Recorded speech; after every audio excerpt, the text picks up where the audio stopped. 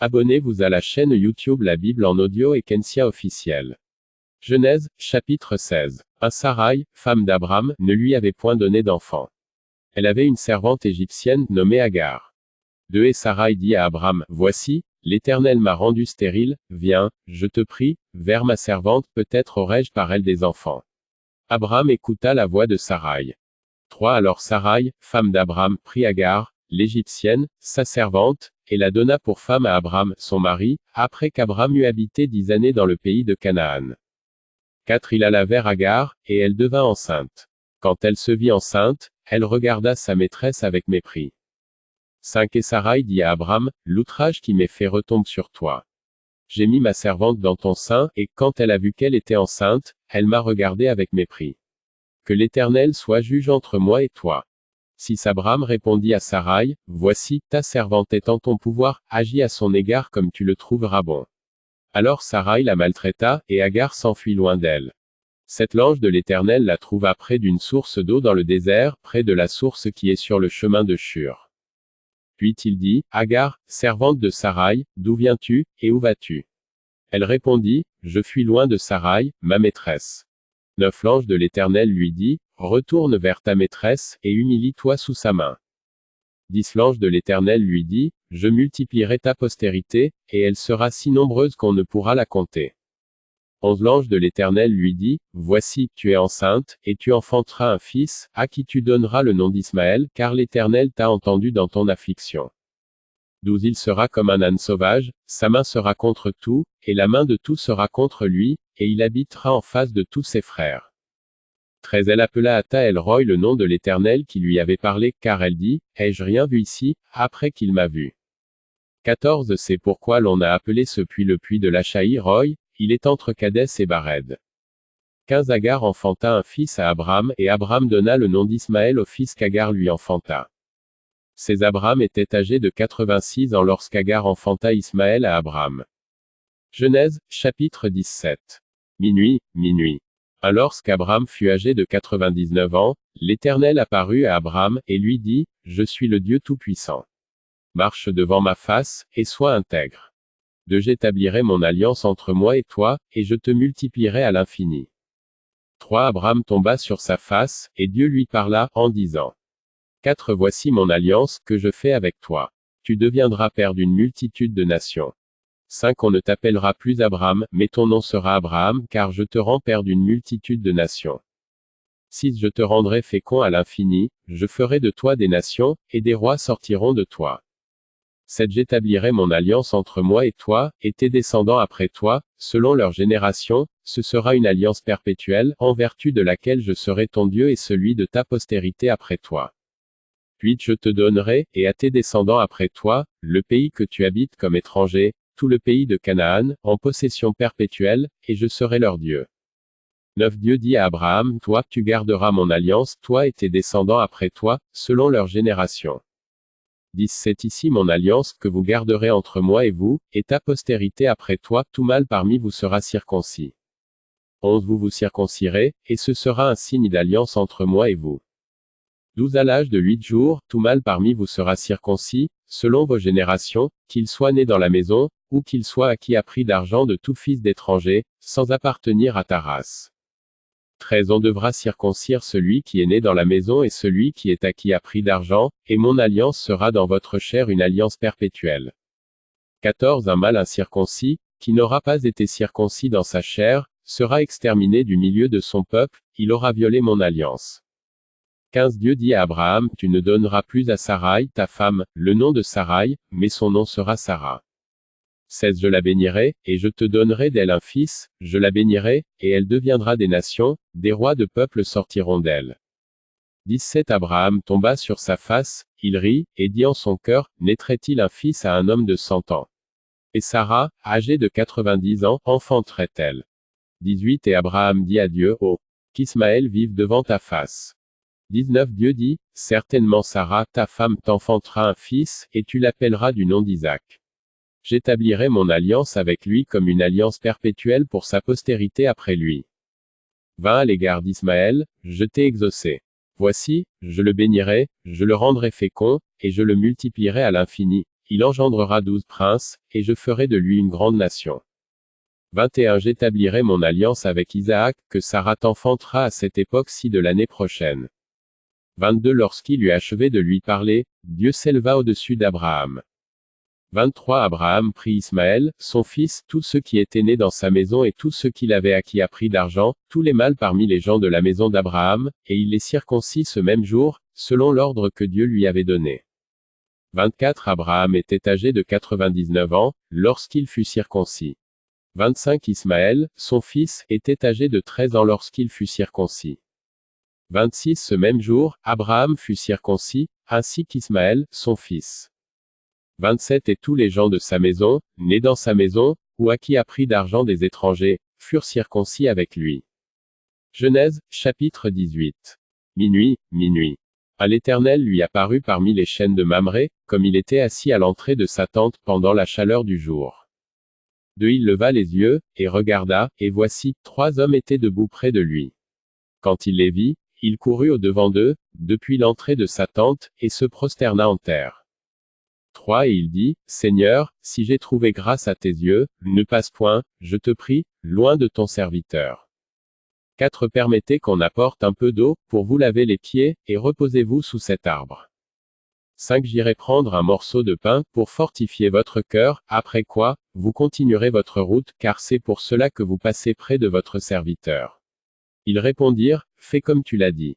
6 Abraham alla promptement dans sa tente vers Sarah, et il dit, Vite, 3 mesures de fleurs de farine pétrie, et fais des gâteaux. 7 Et Abraham courut à son troupeau, prit un veau tendre et bon, et le donna à un serviteur, qui se hâta de l'apprêter. 8 Il prit encore de la crème et du lait, avec le veau qu'on avait apprêté, et il les mit devant eux. Il se tint lui-même à leur côté, sous l'arbre. Et ils mangèrent. 9 Alors ils lui dirent, Où est Sarah, ta femme? Il répondit, Elle est là, dans la tente. 10 L'un d'entre eux dit, Je reviendrai vers toi à cette même époque, et voici, Sarah, ta femme, aura un fils. Sarah écoutait à l'entrée de la tente, qui était derrière lui. 11 Abraham et Sarah étaient vieux, avancés en âge, et Sarah ne pouvait plus espérer avoir des enfants. 12 Elle rit en elle-même, en disant, Maintenant que je suis vieille, aurai-je encore des désirs? Mon Seigneur aussi est vieux. 13 L'Éternel dit à Abraham, Pourquoi donc Sarah a-t-elle ri, en disant, Est-ce que vraiment j'aurai un enfant, moi qui suis vieille? 14 Y a-t-il rien qui soit étonnant de la part de l'Éternel? Au temps fixé je reviendrai vers toi, à cette même époque, et Sarah aura un fils. 15 Sarah mentit, en disant, Je n'ai pas ri. Car elle eut peur. Mais il dit, Au contraire, tu as ri. 16 Ces hommes se levèrent pour partir, et ils regardèrent du côté de Sodome. Abraham alla avec eux pour les accompagner. 17 Alors l'Éternel dit, Cacherai-je à Abraham ce que je vais faire? 18 Abraham deviendra certainement une nation grande et puissante, et en lui seront bénies toutes les nations de la terre. 19 Car je l'ai choisi, afin qu'il ordonne à ses fils et à sa maison après lui de garder la voie de l'Éternel, en pratiquant la droiture et la justice, et qu'ainsi l'Éternel accomplisse en faveur d'Abraham les promesses qu'il lui a faites. 20 Et l'Éternel dit, Le cri contre Sodome et Gomorrhe s'est accru, et leur péché est énorme. 21 C'est pourquoi je vais descendre, et je verrai si l'on agit entièrement selon le bruit venu jusqu'à moi, et si cela n'est pas, je le saurai. 22 Les hommes s'éloignèrent, et allèrent vers Sodome. Mais Abraham se tint encore en présence de l'Éternel. 23 Abraham s'approcha, et dit, Feras-tu aussi périr le juste avec le méchant? 24 Peut-être y a-t-il 50 justes au milieu de la ville, les feras-tu périr aussi, et ne pardonneras-tu pas à la ville à cause des 50 justes qui sont au milieu d'elle? 25 Faire mourir le juste avec le méchant, en sorte qu'il en soit du juste comme du méchant, loin de toi cette manière d'agir. Loin de toi, celui qui juge toute la terre n'exercera-t-il pas la justice? 26 Et l'Éternel dit, Si je trouve dans Sodome 50 justes au milieu de la ville, je pardonnerai à toute la ville, à cause d'eux. 27 Abraham reprit, et dit, Voici, j'ai osé parler au Seigneur, moi qui ne suis que poudre et cendre.